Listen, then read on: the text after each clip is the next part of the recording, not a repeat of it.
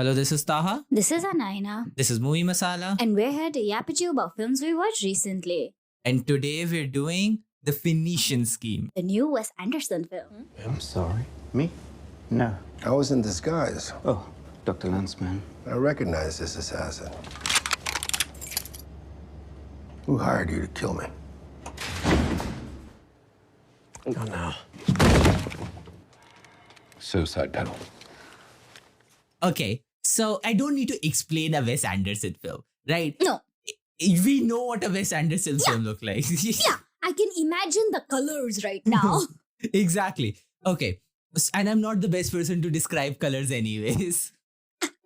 I'm colorblind. Okay. I am gonna first off go a bit about what the film's about, right?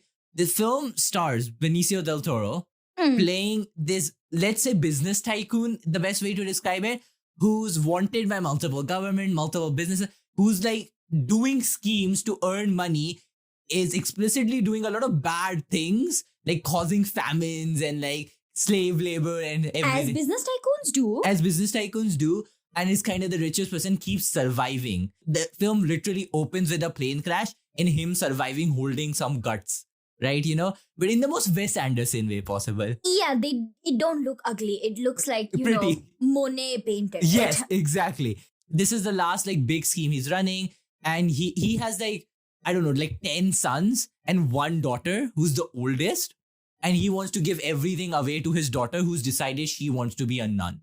Okay. And as the film goes on, she gets more roped into it, kind of, right? And the whole Phoenician scheme is this scheme, multiple parts of it, for him to make up this gap and like try and execute this big flawless plan that will give him 5-10% profits turning in perpetuity. Okay. Yeah. Basically what a lot of businessmen do. Yeah. It's kind of a heist-ish, not a heist film, but a let's make this plan happen kind of film. Sense, right? Of gather these players, convince them. Basically, a lot of Wes Anderson films are just vignettes stitched together in through a narrative. Yeah. So that's where the vignettes come from. The vignettes are basically points of these schemes and how they're stitched together, right? Sure, yeah. Then his daughter, played by Mia Threapleton, Liesl, is also like figuring out how her mother died. Where Zaza, that's Benicio del Toro's character, is like, I did not kill her. And she's just trying to figure out how much of that is true. And like, how did she die? And like, kind of also being like, I can use this for good, kind of. Sure. Right? And then the other tag-along character in this film is Bjorn, played by Michael Cera, which is honestly such a good Michael Cera performance. I remember when this movie was announced that everyone and their mother was freaking out about the fact that Michael Cera was finally in a Wes Anderson film. And I see it because he looks like he should only be in Wes Anderson films. And I'm glad to hear he's done well. Yes, exactly. I think he's casted really well because he plays this character who's like, so like very like a Michael Cera role, right? You know, like soft-spoken, like nerdy-ish, like timid type person, but then has this twist. And I think that makes him so interesting because of how he plays the character after the twist. I think that makes his role much more fun and everything. Specifically, there's this one scene where he makes that switch. I think that's really interesting. Other casts include, which is a Wes Anderson film. It's both quality and quantity. I think a Wes Anderson film especially is a film where, you know how so in certain films, and we've said this on the podcast plenty of times, where a film is pulled together by its cast. I think a Wes Anderson film is like just the cherry on top is the cast. The cherry on top is the cast, right? So it's, like I said, I've already mentioned Benicio del Toro, Mia Threapleton, Michael Cera. Then there's Steve Parks. There is Willem Dafoe. There's F. Abraham Murray. There is Riz Ahmed. There is Tom Hanks. There's Bryan Cranston. There is Scarlett Johansson. There is Richard Ayoade. Like I could keep going on very much. There's Jeffrey Wright. There's Bill Murray. I'm seeing a lot of funky old white guys who like to do weird roles. Richard Ayoade, honestly, I loved his, where he plays this, but like the socialist, I think the film is set in a fictionalized nation, which is kind of African, but you're not sure where it is really. Does the fact that it's called the Phoenician Scheme have something to do with where it's set? Yeah, it's then it's the Levant, because the Phoenicians were like Levant and North Africa. Yes, then it said there. I am not smart enough to know. That's fine. Yes. So it said there. So he plays this, like, Richard plays these freedom fighters who like these socialists and kind of trying to do that. Oh, and also, lastly, there's Benedict Cumberbatch who plays Uncle Nubar, who comes in at the very end.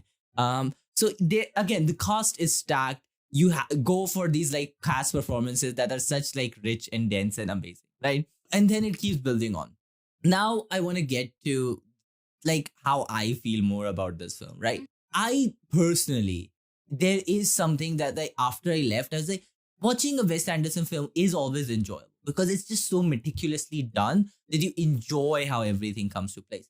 But if I take a step back and think about the experience as a whole, I did feel that this film just didn't feel as rich to me or as well developed in a narrative sense as something like I've loved the French Dispatch in a more recent adaptation did, right? Or even Isle of Dogs going back a bit more, right? I think there is just something about this which feels a bit more paint by numbers than I would have liked.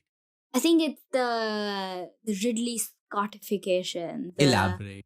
The Steven Spielberg version, where I think a lot of great directors who are great because of a lot of films they've done in the recent past, and people really anticipate their next film, and it's been like years in the making, and then the film comes out and everyone is like, okay, this is not what we wanted, this is not what makes you great, in the sense that if they had made this film before they became like the icons that they are now, they probably would not have achieved icon status. I'm not saying it happens to everyone. I'm saying it is a theme that is seen in certain directors.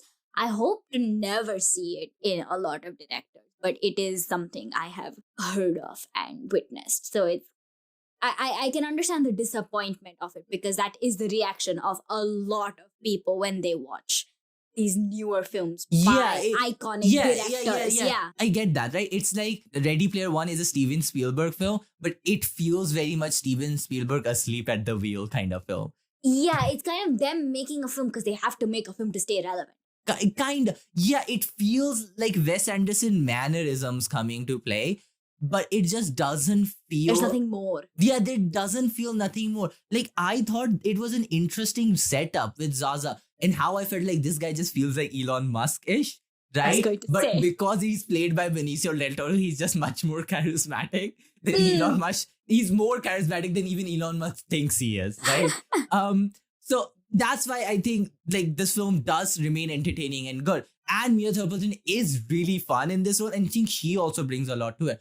And again, with the 10 sons, daughter kind of thing, I think this is the Elon Musk of it all just kept coming up to me. I didn't want to say it earlier, but now that you said it, yeah, I see it. Yeah, you know, exactly. But it's just the change of heart and everything that comes at the end of it.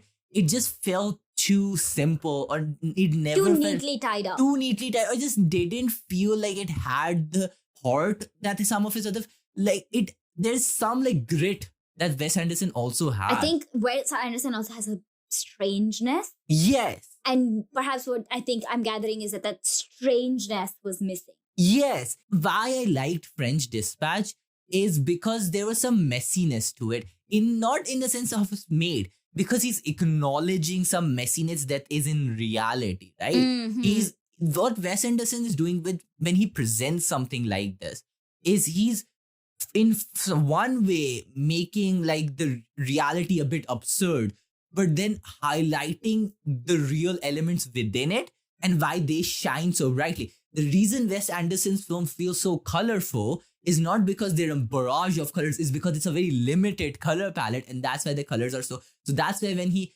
makes the real world so distinct and like that signature deadpan way, the real emotions feel so heightened. And here, the messiness, those real human emotions just don't come to, just are not the same. They're not that detailed or like oriented that perfectly. I think how I would put that then is that a lot of Wes Anderson's film get formally analyzed a lot for like, you know, the symmetry of them and things like that. I think when people, like, it's fun to point that out, but when people do that, they forget that that's for a reason.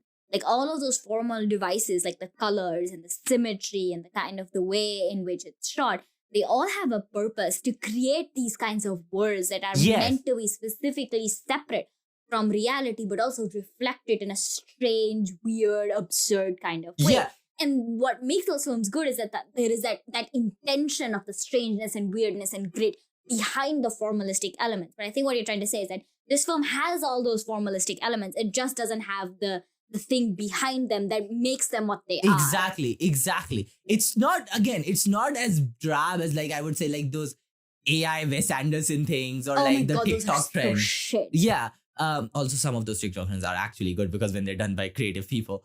But it's not that. It's still Wes Anderson very much. There's still detail to it. It's just not him at his best. At that much, I can definitely feel, I say. Yeah. But yeah, so that's where it comes most of it. I think, yeah, he pairs up with Roman Coppola, he's done work with before as well. So I'm not exactly sure where this is coming from. It might just be something that just might be like, you did something, it's not your best work. You want to keep creating to do your best. Also, you know how you fall into comfortable patterns? Yeah, like it's a comfortable pattern, and hopefully, sometimes you make art and it's not your best thing, but you need to keep making to, again, make your next best thing.